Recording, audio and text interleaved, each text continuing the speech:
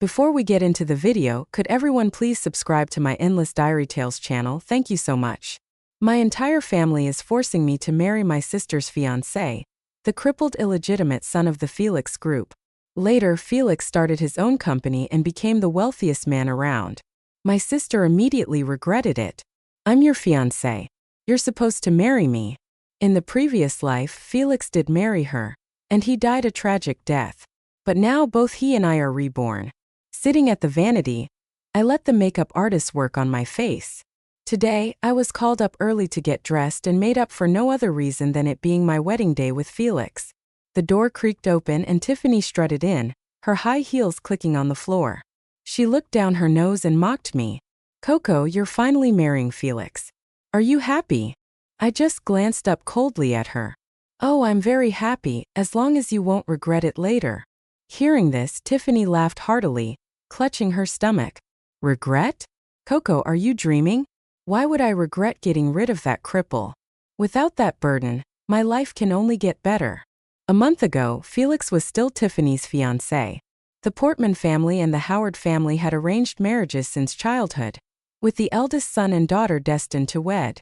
But a year ago, the Howard family acknowledged an illegitimate son who had been suffering outside for many years, skinny and with a lame leg.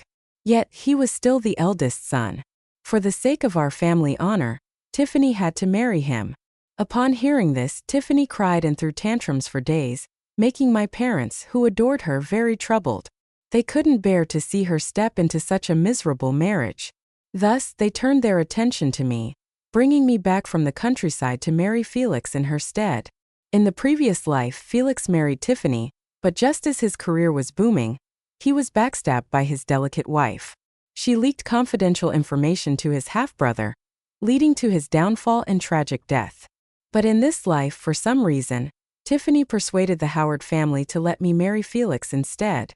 I smirked at Tiffany, raising my eyebrows. "Don't be happy too soon, sis. The end isn't set in stone yet."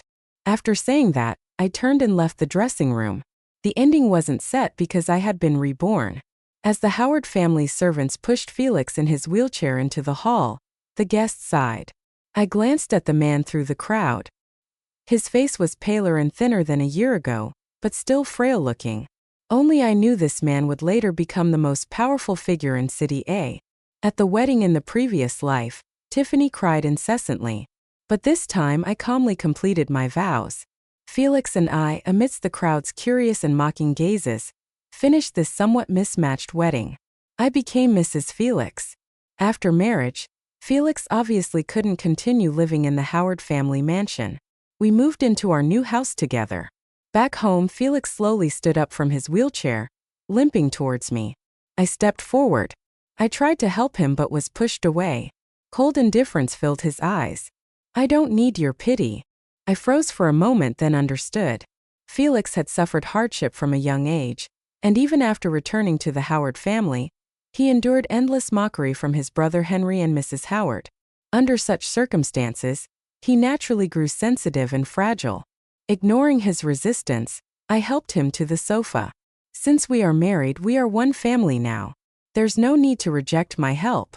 Surprised by my words, a certain warmth flickered in his eyes, making them softer. Satisfied, I smiled. Anyone who's suffered so much would be deeply touched by their first taste of kindness. Since I decided to be a good Mrs. Felix and use his power to take down the family that used me, the Portman family, I had to win Felix over. The next day, Felix and I visited the Howard family mansion to see his parents. The Howards were even more prestigious than the Portmans.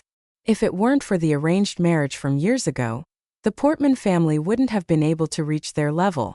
Mr. Howard greeted us warmly, inviting us to sit and chat. He felt he owed Felix and always wanted to make up for it. In the previous life, during Felix's struggle with Henry, Mr. Howard supported Felix. Unfortunately, Henry's maternal family was powerful, and they held key information, allowing Henry to narrowly win and utterly destroy Felix. Mrs. Howard, however, was clearly displeased with our visit. Covering her nose, she coughed dramatically. If the sick person stayed home and recuperated, it wouldn't matter. But spreading your germs and bad luck to others is unacceptable. My Henry can't handle that kind of crap. Henry glanced provocatively at Felix. Felix turned pale, but he didn't say anything. He was used to this kind of mockery and insult. Mr. Howard furrowed his brow and glanced at Mrs. Howard but said nothing. Bringing an illegitimate child home and acknowledging him was already a stretch, so he could only privately encourage Felix to endure their mother and son's sarcasm. I openly gave Felix a piece of meat and smiled, chiming in, "Yes, honey, you should eat more to recover. We still need to have babies in the future." My boldness left everyone at the table stunned, not expecting me to so quickly embrace my role as Mrs. Howard. Felix was momentarily taken aback but then understood I was helping him out. He smiled back at me and gave me some food in return. Mrs. Howard couldn't stand our lovey-dovey show any longer, putting down her chopsticks and declaring that she felt unwell and needed Henry to help her back to her room. The family dinner ended on a sour note. Sitting back in the car, Felix gently held my hand and hesitantly asked, "Coco, don't you feel wronged? Marrying someone like me? A cripple?" I squeezed his hand tightly and affirmed, "How could I? It's just a physical flaw. While some people with huge inner deficiencies can still enjoy wealth and luxury, why shouldn't you deserve the same?" I thought of my tragic past life, my eyes darkening. I vowed to help Felix change his fate this time, to support his career and to make those who look down on us regret it, ensuring those who harmed us paid the price. Peace didn't last long before Tiffany came looking for me. When the receptionist called to tell me Tiffany was here, I instinctively frowned. It was like a weasel paying a New Year visit to a hen. She obviously had no good intentions. But I couldn't refuse, so I let the receptionist show her in, prepared to deal with whatever came my way. Tiffany still carried herself with arrogance. She casually tossed her designer bag onto my desk, scattering my design drafts all over the floor. I frowned and asked, "Miss Tiffany, what brings you here today?" I had been reborn a year ago, just when Felix returned to the Howard family, and the Portman family brought me back from the countryside to cover for Tiffany. In my previous life, I obediently stayed home, neither competing for inheritance nor the company, just wanting to live peacefully. But Tiffany still wouldn't let me be. She hated that I could fall in love freely while she was stuck in an arranged marriage to a cripple. She resented that I could inherit all of Grandma's savings and live comfortably, so she schemed to ruin my reputation, leaving me despised and humiliated until I tragically took my own life, just to see me as miserable as she was. Given my rebirth, I wouldn't repeat the same mistakes and wait at home for others to harm me. So, I opened a studio to set more plans in motion for myself. "Coco, you know Felix isn't in great health, a cripple and an illegitimate son. You should know who will hold power in the Howard family eventually, right?" Tiffany, surprisingly cordial, spoke to me gently. I furrowed my brow tighter and asked directly, "What do you mean, Tiffany? My work is plenty, my time is valuable. If you can't get to the point, please leave." Though I had my suspicions, she dropped the pretense, revealing, "Henry wants to work with you. You know, despite being the second son, he's got strong support from his mother's side. It's almost certain he'll come out ahead in the future battle for control of F Group." "Oh." I raised an eyebrow, leaned back and asked, "Why would Henry want to work with me then?" Despite lacking maternal support, it's clear Mr. Howard dotes on Felix. Tiffany, irritated, retorted, "No matter how much Mr. Howard dotes on him, he wouldn't hand everything to a bastard. And look at him, all skin and bones. He won't live long anyway. I'm pitying you, thinking of you as my sister, not wanting you to end up a lonely widow, giving you this opportunity." Ha, like anyone would believe Tiffany actually cared about me. "So what do you want?" I finally asked. Relieved, Tiffany regained her smug demeanor. "You don't have to do much. Just keep an eye on Felix and report any company secrets. When necessary, help Henry tamper with or steal documents." I couldn't help but laugh. "Do you realize what you're suggesting is illegal? And you're brazenly saying it here." Tiffany froze, realizing she was tricked. Before she could speak, I interrupted. "Forget it. Felix and I have a loving marriage. There's no chance for you to exploit. I'll also inform Felix about your plans. Thanks for the warning." Enraged, Tiffany shouted, her face turning red. "Coco, don't be disrespectful. You'll regret this." "We'll see who regrets it." I looked her straight in the eyes, unafraid. "Assistant, call security to escort Miss Tiffany out," I coldly ordered through the intercom. Fuming, Tiffany stomped out of my office. Watching her walk away, my muscles relaxed. Memories of the past life torments she inflicted on me still fresh. Even now, seeing her made my body tense up. In my past life, I willingly joined forces with Henry, but in this life, even though I didn't marry Felix, Tiffany still came to try and persuade me to be their informant. It's understandable, though. Growing up, everyone told Tiffany that her future husband would be Henry, the young master of the Howard family. She's had a crush on him since she was young, and despite his constant affairs, she's deeply in love with him. In my previous life, she risked jail time to help Henry seize the family assets. But I'm not like Tiffany. I'm not so easily manipulated. The most important thing is Henry has often helped Tiffany commit her wrongdoings. They are all on the same boat, and they are my enemies, the people I seek revenge on. When I got home, I hesitated for a moment but decided to tell Felix. Tiffany came to the office today. Felix seemed surprised that I would tell him this. She said Henry wants to collaborate with me, but I refused him. I told Felix everything honestly. But you still need to be careful of the people around you, especially those who have access to confidential files in the company. In my past life, Tiffany could steal confidential documents from the company so easily because there had to be accomplices inside the company. After hearing what I said, Felix's face turned serious. He seemed surprised that I refused Henry and asked, "Why did you refuse him?" His offer must have been very tempting. I was stunned that he would ask this question. I thought for a moment, anger welling up inside me. I said to Felix, "Because I love you. I'm your wife. Since we're in this together, I won't abandon you. Why don't you trust me? Or do you not believe someone can love you unconditionally?" I looked at Felix's pale, sickly face and felt a sudden sadness. This insecure man finally opened his heart to his wife in our past life, only to be betrayed by the one he loved most.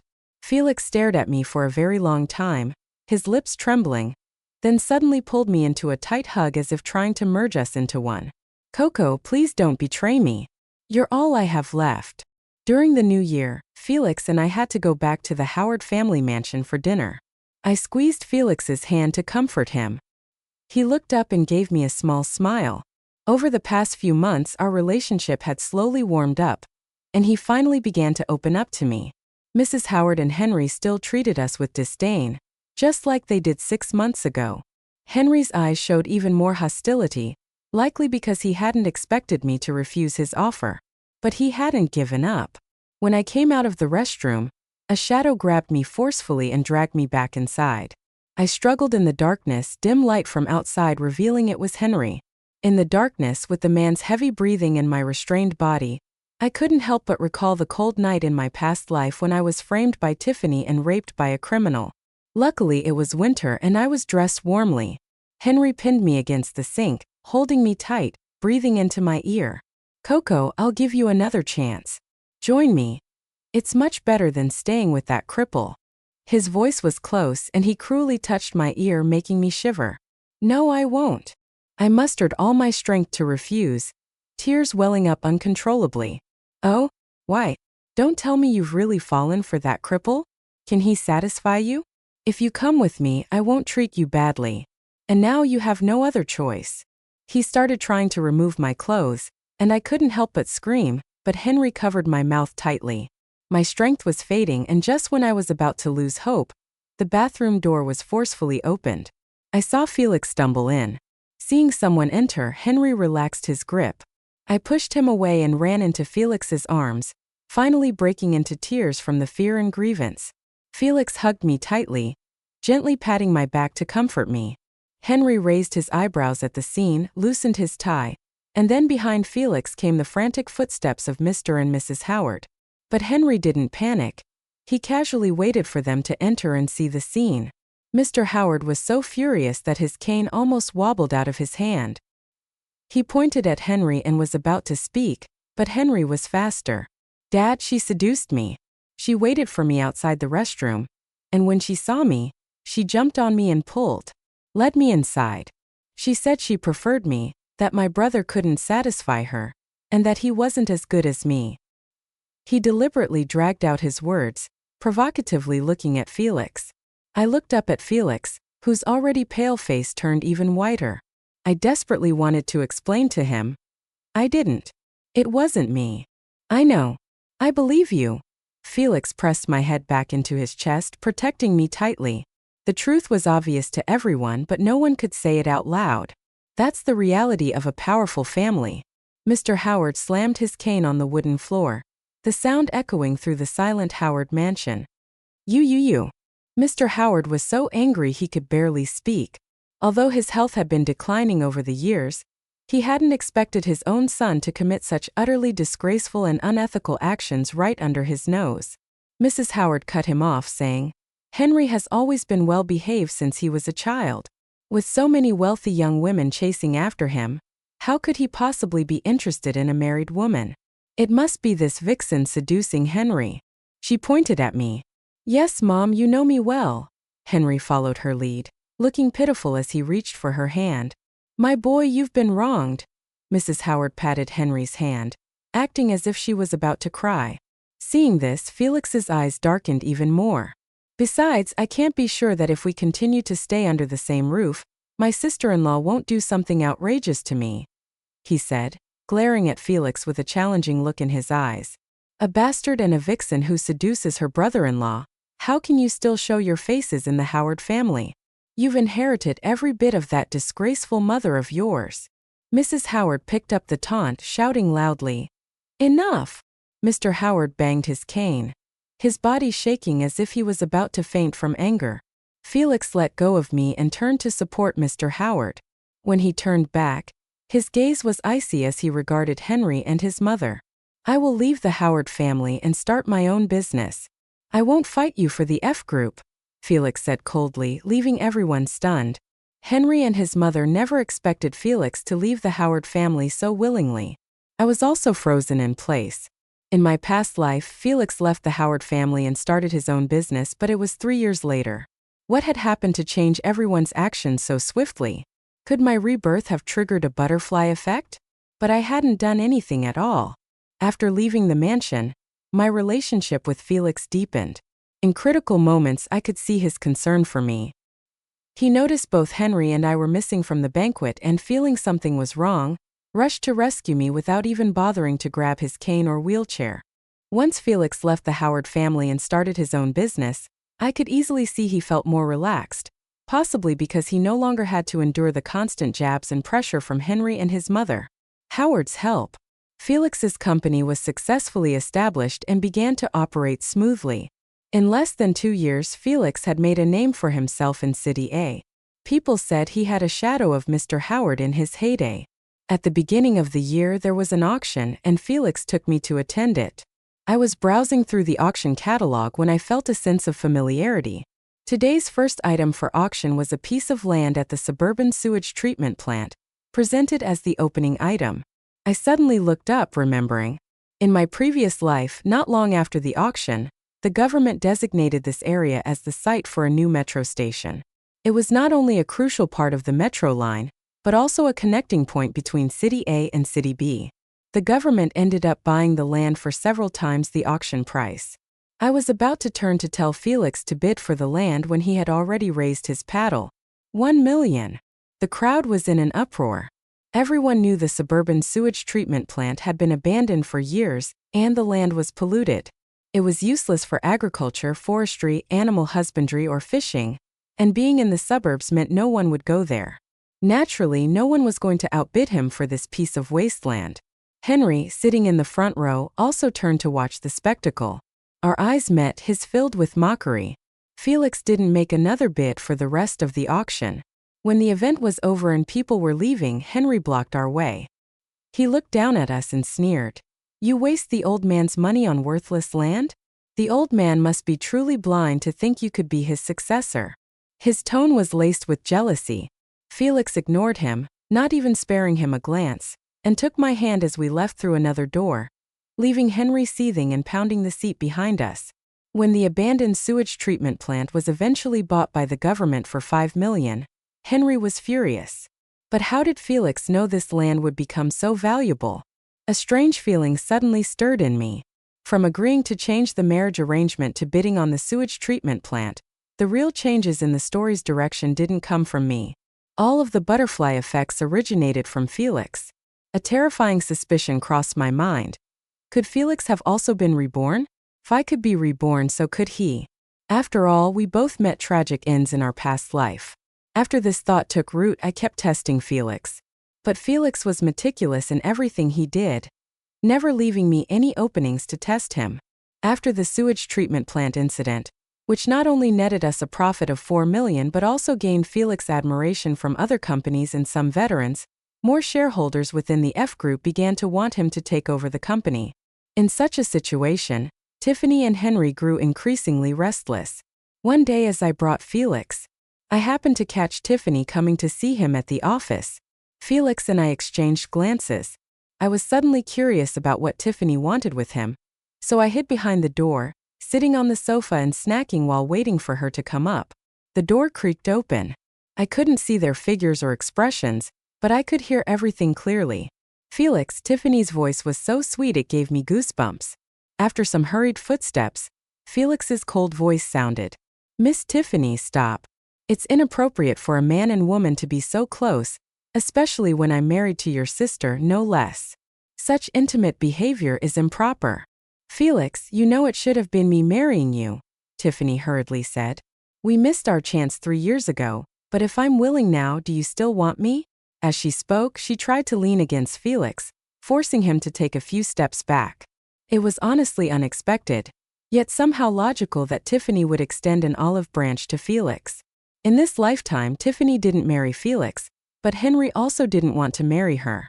After all, he had his pick of women, and she was just the plainest one among them. Besides, now that she had no use to him, it was obvious he'd discard her like she was nothing. I even doubted if Henry had an affair with Tiffany in the past just because of the sister-in-law title. So Tiffany was in a panic. Henry didn't want to marry her. She needed to find someone else quickly. It's been 3 years, she's older now, and even though Henry never publicly acknowledged her, everyone in the elite circle knew about their affair. Who would want a used-up woman? What surprised me was that she'd actually go after the crippled guy she once looked down upon. Maybe I was cracking the seeds a bit too loudly. Tiffany suddenly yelled in my direction. Who's there?" I walked out from behind the door, innocently spreading my hands to show the seeds. "You. What were you eavesdropping on? What did you hear?" Tiffany snapped, flustered and furious. "Oh, I was just sitting there listening," I said, nonchalantly seating myself in Felix's office chair, looking every bit the queen. "I heard you want to be Felix's concubine? Is that right? Or mistress?" "Concubine? Don't insult me, Coco." Tiffany, enraged, tried to hit me, but Felix pushed her back steadily. "Oh, did I get it wrong? You just want to share a husband with a sister, right? That's a concubine in ancient times," I said. "But Felix can't decide that. I make the decisions in our house," I continued while lounging in the chair. Felix smiled indulgently at me and didn't argue. "You should ask me. After all, in ancient times, the main wife oversaw taking concubines." I looked at her challengingly. Tiffany, knowing she had no standing, stormed out of Felix's office, slamming the door in frustration. "Did I say something wrong, honey?" I asked Felix, batting my eyelashes. Felix patted my head tenderly and said, "Whatever my wife says is right." Then he added, "But your husband here won't take any concubines." Meanwhile, Henry was even more desperate than Tiffany. Over the past 2 years, Mr. Howard's health had deteriorated, and most company affairs were managed by Henry. But like in the past, he could barely maintain the status quo and was even showing signs of decline. Under such circumstances, shareholders demanded Felix return and take over, replacing Henry. Although Felix left the Howard family to start his own business, after being recognized, he still had equal inheritance rights as Henry. Legally, he was still qualified to compete for the company. So Henry panicked. Felix and I were woken up by an urgent phone call from Henry.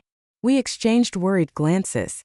As expected, Henry's anxious voice came through the receiver, stark against the quiet night. "Dad's not going to make it.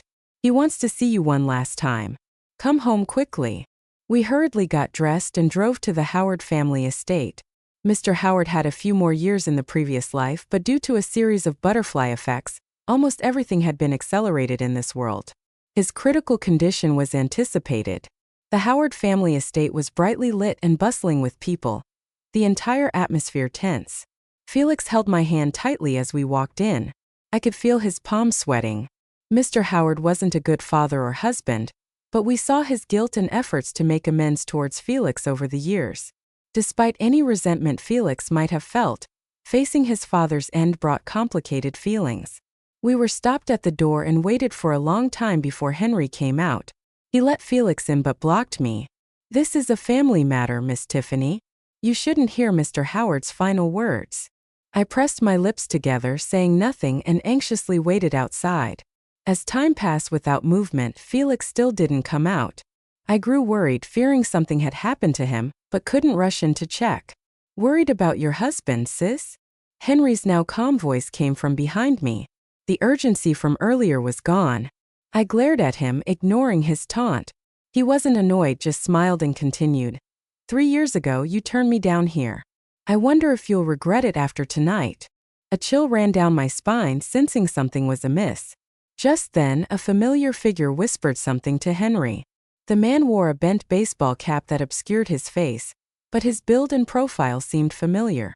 At that moment, a few police officers suddenly barged in, showed their badges and said, "We're from the police department. We received a tip that Mr. Felix is involved in tax evasion and money laundering. There's substantial evidence. Mr. Felix needs to come with us for investigation." I was stunned, instinctively looking at Henry. He shrugged, but the triumph was clear in his eyes. "Officer, someone's framing. He's law-abiding. He'd never do such things." I pleaded, but it was in vain. No one listened to my desperate explanation.